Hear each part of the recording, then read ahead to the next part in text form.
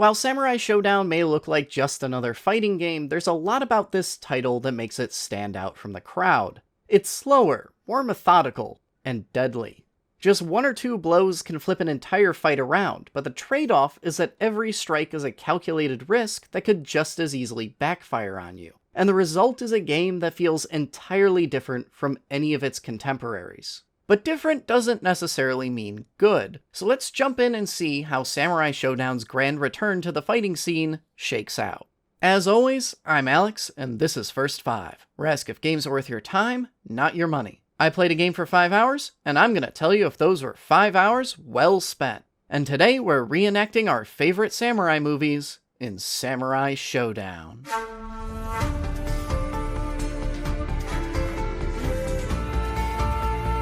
I've been playing fighting games on and off for a good decade now, and if there's one specter that's dogged me since the beginning, it's how technically demanding the genre can be. Never mind the fact that labbing combos for hours just to become baseline competent at a game you don't even know you'll like yet is boring as sin, but here at First 5 there's the additional issue that you wouldn't even get to start playing the game properly in those 5 hours. As a matter of principle, I tend to avoid covering fighting games on this channel just because those first 5 hours would just be a montage of me screwing up the same few combos over and over again in practice mode and swearing profusely at my computer, and that's hardly a worthwhile experience for any time-strapped player. But Samurai Showdown is a little different. The best way to describe this game is that it focuses on the art of fighting games, not the science. While most fighters put a big emphasis on massive, intricately choreographed combos or require rigorously precise execution, Samurai Showdown is primarily concerned with tactics and mind games. It focuses on more cerebral things like footsies, timing, and reading your opponent, skills that you can only learn through experience by actually playing the game instead of running practice drills. All of this is to say, just looking at it on paper, Samurai Showdown should be the fighting game for me. And if you're like me and don't have the time to get good labbing combos, but are still drawn to the genre, it might be the fighting game for you. But while Samurai Showdown might not have a towering skill floor like some other fighters, there's still a ton of concepts to pick up, most of them unique to the game. There's an entire system of instant blocks, dodges, counterattacks, disarms, and 3 separate kinds of supers that each have their own separate function that you'll have to familiarize yourself with. The game states how each of these elements work, but it's just more information that you're going to be able to absorb from a single run through the tutorial. Luckily, however, it's all still straightforward enough that you can understand each concept after an hour or two, if perhaps not be perfect at executing them. The most important of Samurai Showdown's unique systems is disarming. Unlike in basically any other fighting game, there are several situations in which you can actually lose your weapon. And when this occurs, the entire dynamic of a fight shifts into what's basically a hockey power play. If you get disarmed, you lose a majority of your abilities, leaving you severely underpowered and on the back foot. And if you want to get those abilities back, you have to go and physically retrieve your weapon where it's fallen. The resulting shift sees a disarmed player that is forced to pick an uphill battle to retrieve their weapon, while their opponent tries to zone them out to take advantage of the situation for as long as possible. And if you don't want to end up in this unfortunate situation, you're going to have to play Samurai Showdown smart. You're not really able to just throw out random jabs or barrel in face first and mash buttons. Instead, every attack matters, and the game adopts a much slower, methodical pace that requires you to make your moves with intention.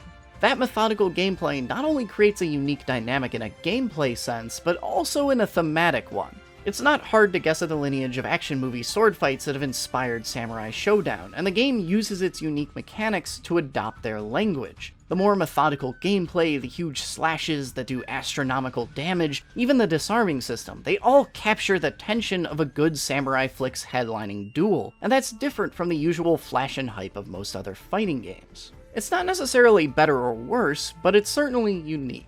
Samurai Showdown also has a decent number of modes to go through, so before we wrap this up, let's run down them real quick. First, you've got your usual versus mano-a-mano action that you'll probably spend most of your time doing, as well as a story mode that deserves some extremely heavy air quotes, as it's just your bog standard arcade mode with a few 10-second cutscenes thrown in.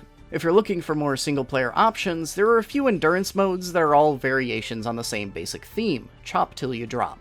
You might be playing against the clock or a limited health bar that gets whittled down over time, but it's always just fighting an endless tide of NPCs until you happen to lose.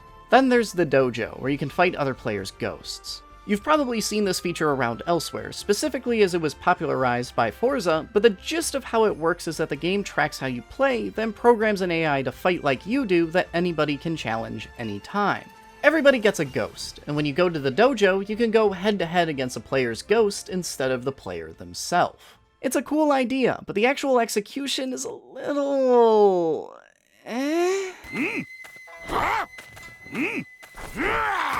I'm willing to give the benefit of the doubt and say that because it's opening weekend, a lot of these ghosts probably just don't have enough data to work with. But it doesn't change the fact that, for now at the very least, the AI is pretty abysmal and this mode's kind of a bust.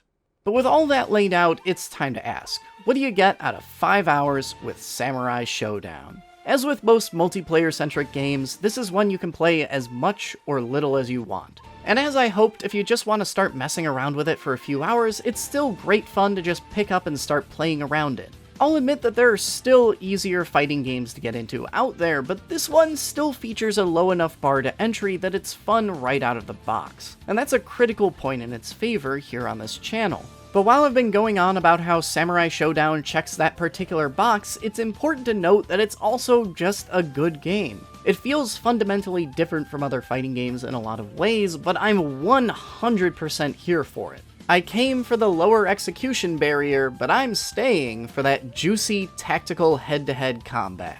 The game isn't perfect. I personally found its single-player options to be relatively uninteresting, and if you don't have friends to play it with, your mileage may vary, but it nails its execution where it counts. If you're curious about fighting games, or you just wish they had a lower skill floor, this is probably a good one to check out.